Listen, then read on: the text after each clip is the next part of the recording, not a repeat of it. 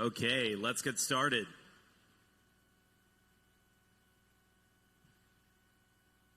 So I've already given my introduction, and here we have the man who needs no introduction, Mr. Don Frank Rainieri, the founder of Grupo Punta Cana. I'm just the oldest guy in town. That's it. So today we're going to be having a little bit of a fireside chat. I'm going to be asking Don Frank some questions about his journey building everything that you see here from scratch. A true city builder and inspiring to us all. So we have a couple questions to guide the conversation. I think maybe I can chime in with a little bit of insights in my short tenure as an entrepreneur, but obviously I'll let Don Frank guide everything. But let's get started. So, Mr. Rainieri, so Punta Cana started over 50 years ago as an empty plot of land, of jungle, and of untouched beaches here, followed by a small hotel.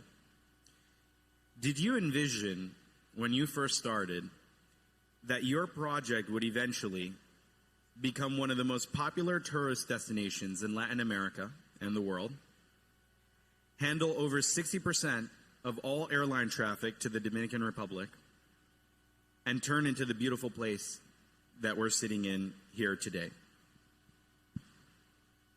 You know, I'm sure that when they created Bitcoin, they never thought where they were going to go. I'm sure when you began this, you had a good idea. You saw the light at the end of the tunnel, but you didn't know where the tunnel will lead you to or how long it was going to take. I think in life, in my life, there has been three key words: vision, perseverance, and hard work. Because things go by to everybody. Everyone has an opportunity, but most of the people don't see it. There are a few that see it,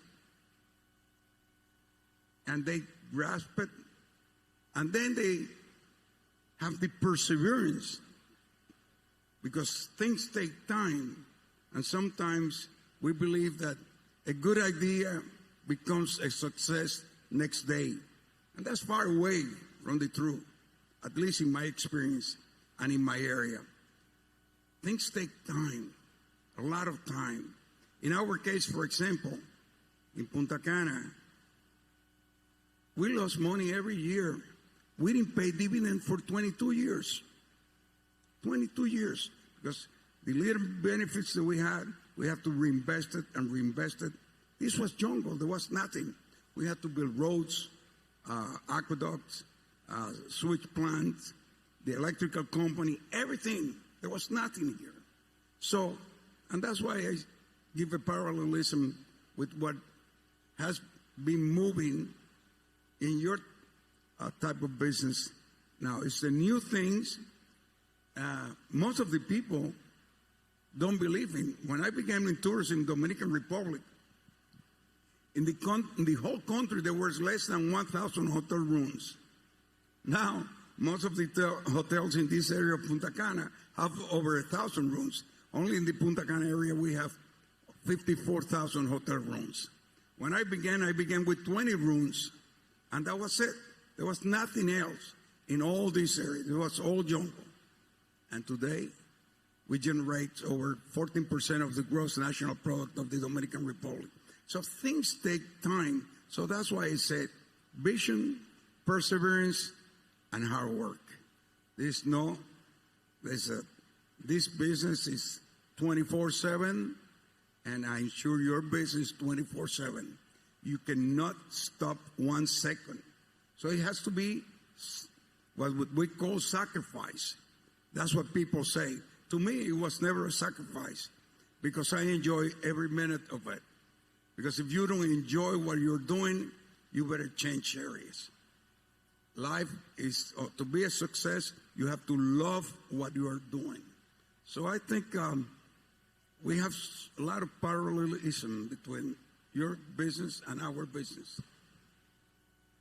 You know, it's interesting that you say that because when we first started Arkham, we were thinking about the kinds of people who we wanted to hire, and the kinds of people who we wanted to recruit to our company, and the kinds of people who we wanted to work with.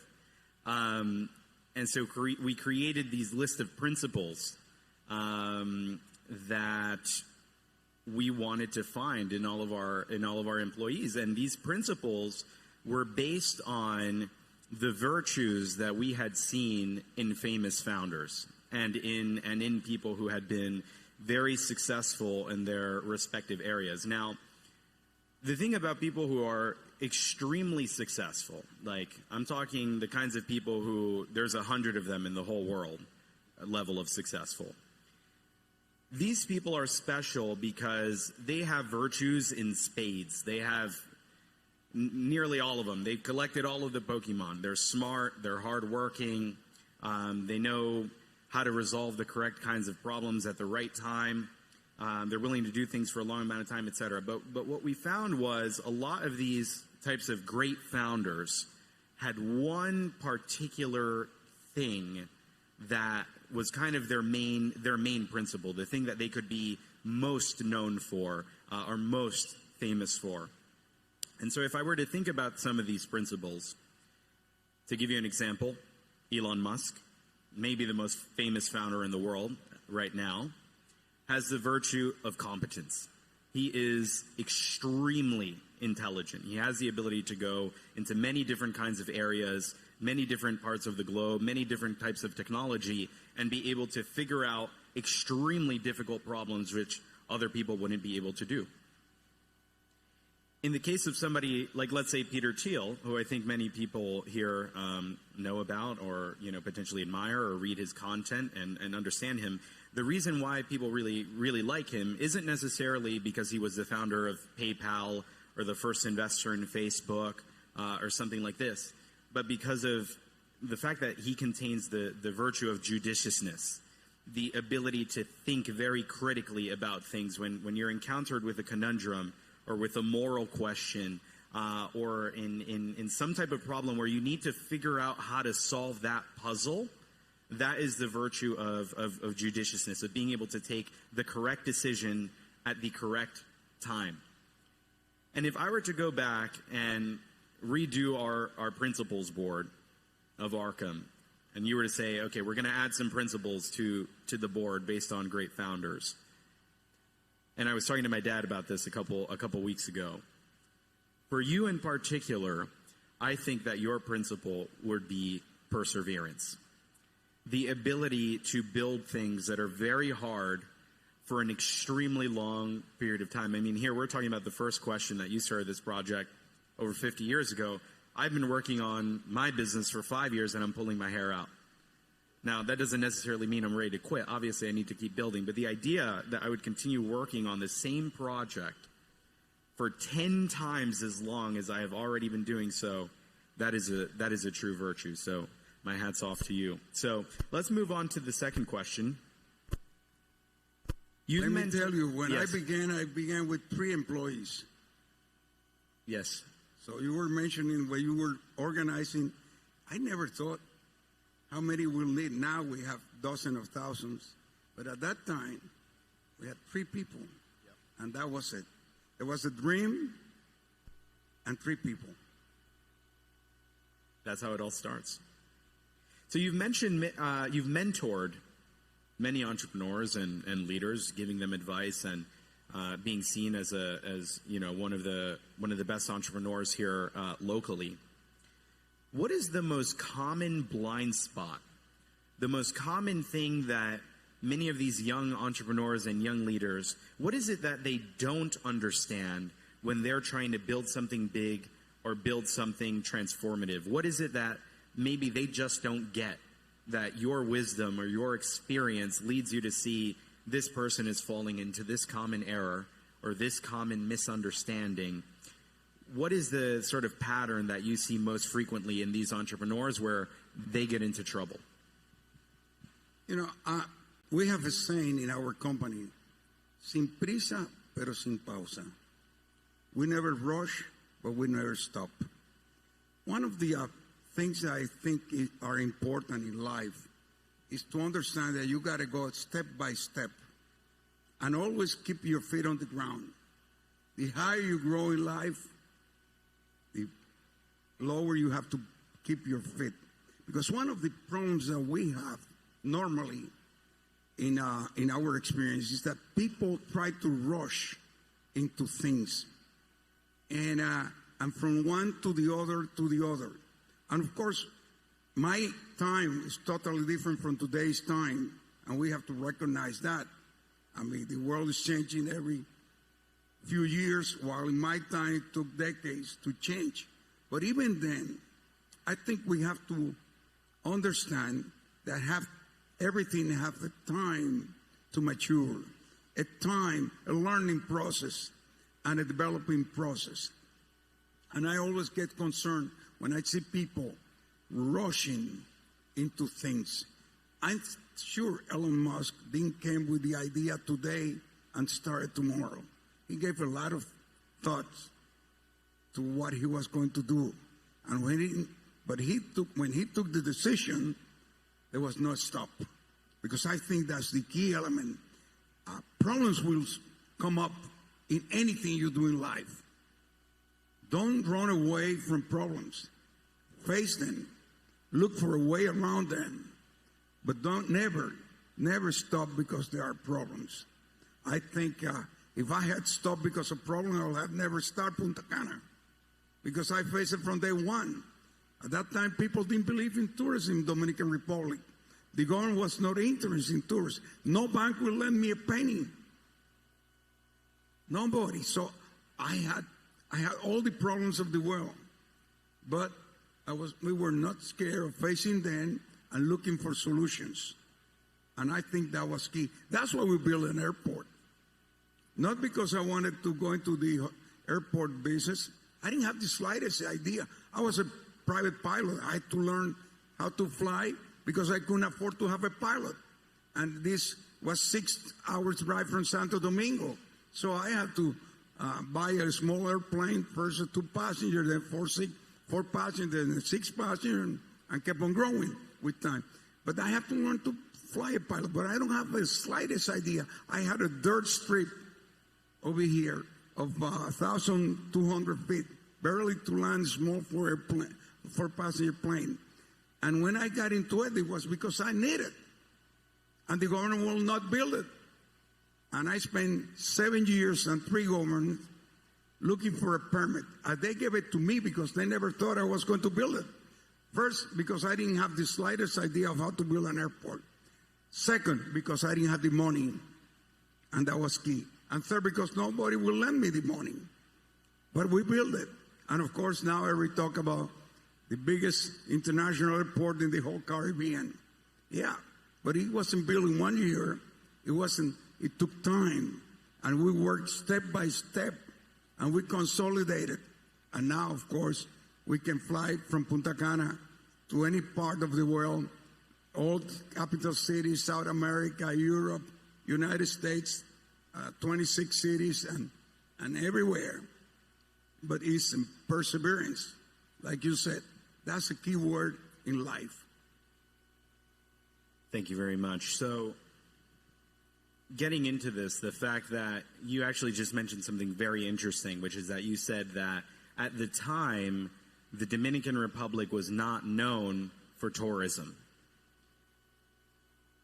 How did you approach changing people's perceptions of both Punta Cana and your project and the Dominican Republic itself from a place that didn't necessarily have tourism to now the one that's most booming? How did you accomplish that brand, that change in what the community and the public believed about this city and about the country as a whole?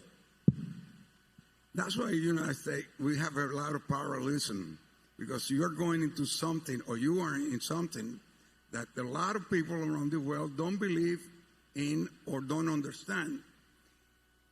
Something happened with me over here in tourism.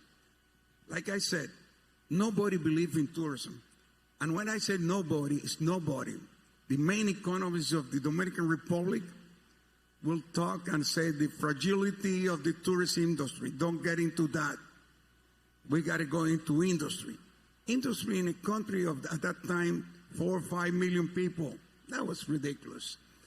People didn't believe in the service industry. Nobody of the big entrepreneurs or business people of the Dominican Republic invested in tourism. They started investing a few years ago now, in the last 5 years. They were in their traditional business. The newspapers, they didn't believe in tourism. And then the government decided to start in a different area of the country promoting tourism. And they got loans from the World Bank, from the Inter-American Development Bank. And they say, if you want to build hotels, go build it somewhere else. So it was a fight against not only the perception of the people, but even the governments. They didn't believe in it. They never thought tourism was going to be a key element of the development of the Dominican Republic.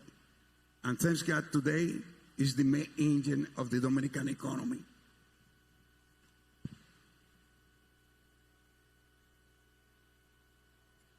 Throughout this long history, you didn't just have to face the public perception or what the government believed or etc., but you also had to face some unprecedented crises, which for anyone here who runs a business or is an entrepreneur, you'll understand what I'm talking about when it comes to things going relatively fine and then you're hit with a particular crisis and all you have to do is fight through it. For you guys in particular, these would be crises and world-changing events which affected global tourism in particular, not just here in Punta Cana, but the U.S., Europe, Asia, everywhere around the world. And this includes things such as 9/11, the 2008 financial crisis, and most recently, COVID-19. How did you handle these different challenges, and what did you learn in dealing with these types of crises to the tourism industry? Well, I learned the hard way, and from day one. My partner, Ted Keel, who was my mentor, and he was 58 years old. He was Mr. New York at that time, the most important labor leader in New York. His office in 280 Park Avenue. And how old were you? 24. I mean, I remember the first time I met, and at that time, the original partners were the Tishman brothers, who had the 666 building in Fifth Avenue, and they built the World Trade Center and the Hancock building in Chicago. The Tish brothers who have the hotel chain. They were the original partners who put the money in a party. It was a party, and the idea came of buying a piece of land in Dominican Republic. 90% of them have never been here, and 99%. And 90% didn't even know where Dominican Republic was, never mind about Punta Cana. Punta Cana didn't even exist as a name. We created the name when we called Punta Cana Club our first little hotel. So and this guy, I came to that meeting, John Dunlop, who was Dean of Harvard University and then Secretary of Labor of President Reagan, was also a partner. And I was 24 years old. I remember I came with a polyester suit and a dollar tie from Bonds, a store that was in Times Square, to this meeting. And, they were the most important people in New York. And I was a Dominican, 24 years old. But I think there were 3 key elements in that. One, I was not scared of facing them and telling them what I thought. The second one, which I think was very important, they didn't have an idea what to do with the piece of land. And at 24, my God, you just push in life. You are hungry. You want to do things. So they were very wealthy people, and they were living very comfortable in New York. None of them will come over here and kill mosquitoes. So who was the guy there willing to take all the risk and push it? Me, I was 24. And the third thing, which I think I realized at that time that the world was changing completely from my father's time. When my father was, when I was young, my parents will travel every 4 years. And, they will go to Europe and they will take a 3 months vacation and everything. Suddenly, the airplane industry was communicating the world in a very fast and inexpensive price. And suddenly the people wanted to go out and see what was the rest of the world. Then my partners were all Americans. I remember I got the cover of the Sunday supplement of the New York Daily News in 1972. But no American came. The Americans were not used to come to a jungle. They will never take those risks. They wanted to have a Wendy's and a Pizza Hut, and they want to have a TV to watch the football games on Sunday. And we didn't have anything. This was jungle. So I realized that I had to go to countries where people were more adventurous, and we'll go in groups, organized group. So I went to Europe. I got my market first with Italy, which were very adventurous. The Italians are very open. But the problem with Italian was they're very good clients. They spend a lot and they pay slowly. So I had to go to the Germans. And the Germans were more organized. And I started getting the Germans. And they even prepaid. So I didn't have cash flow. I didn't have money. I needed money. So I would make deals with them for the whole years. So, and it took us almost 25 years to be able to go into the U.S. market. In the year 2000, only 5,000 Americans flew to the Punta Cana in direct flights. This year, we're getting over 2.5 million Americans flying into the Punta Cana International Airport.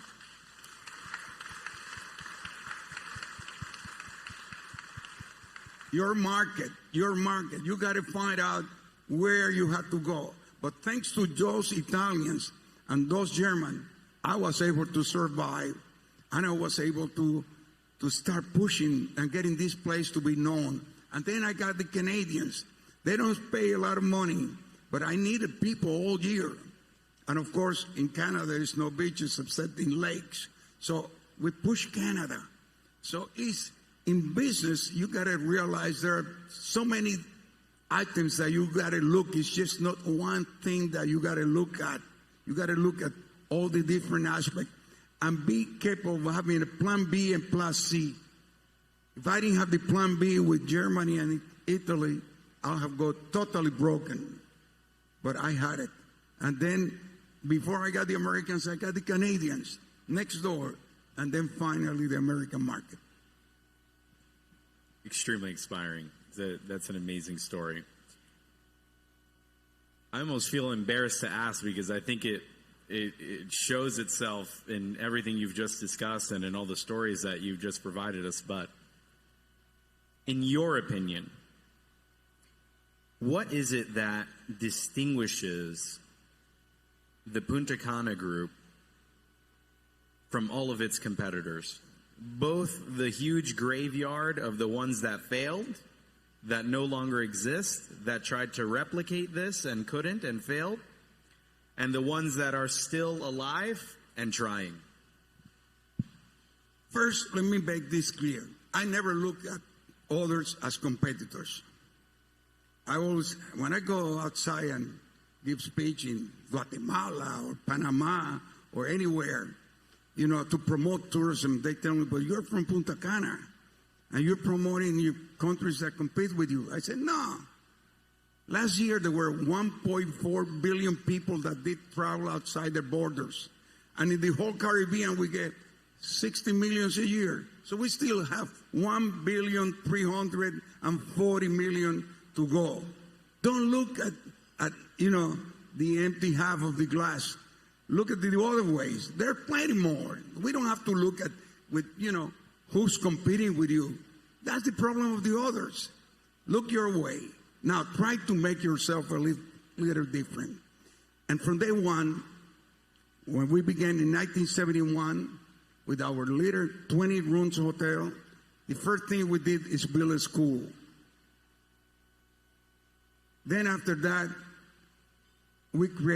I used to bring doctors. I would give them a free weekend in Punta Cana, but they had to come and tend for the people, have medical checkup. There was no school in all this area. There was no medical facility. There was nothing.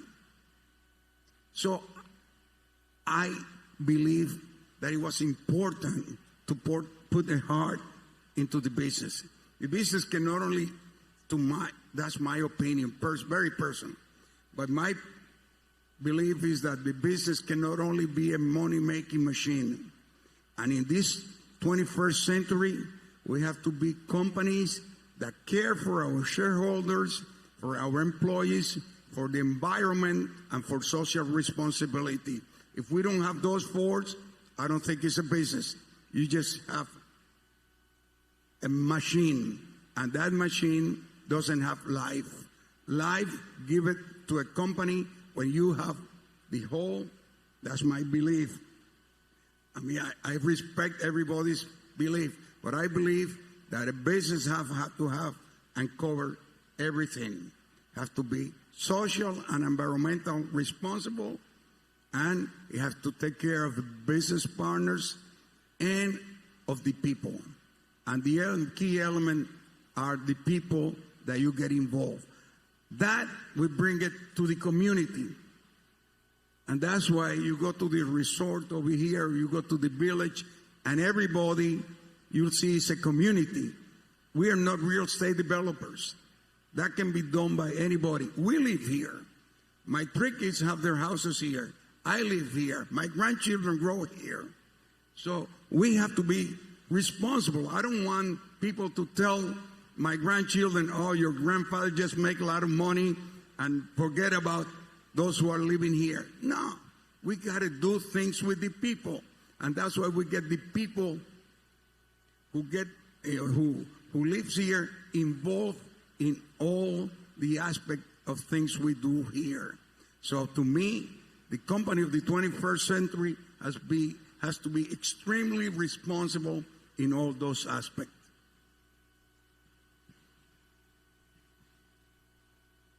And the last question is a little bit of a fun one, which I'm very, very curious about because it's very telling about a person and it's very telling about a person's childhood as well. If you hadn't founded Punta Cana and you hadn't become an entrepreneur, what career choice would you have picked and why? Well, when I was in college, I was in the United States in college, and then I left because I was in love. Typically, at that age, at that time, if you fell in love with somebody, you wanted to come back home and be there close to her. And I began an agricultural business. I thought the future of Latin America was producing food. But in 68, my brother graduated from Texas A&M. He was an Aggie. And I went to Texas A&M, and I saw the experimental stations, thousands of acres of everything. And suddenly I realized how in a small island in the Caribbean can we compete with those people. So I left the agricultural business and I say, you know where we can compete? They don't have the 3 colors of the Caribbean Sea. They don't have the white sand of the Caribbean Sea.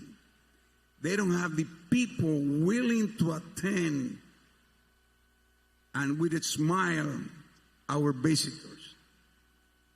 And it's the only thing where we can compete.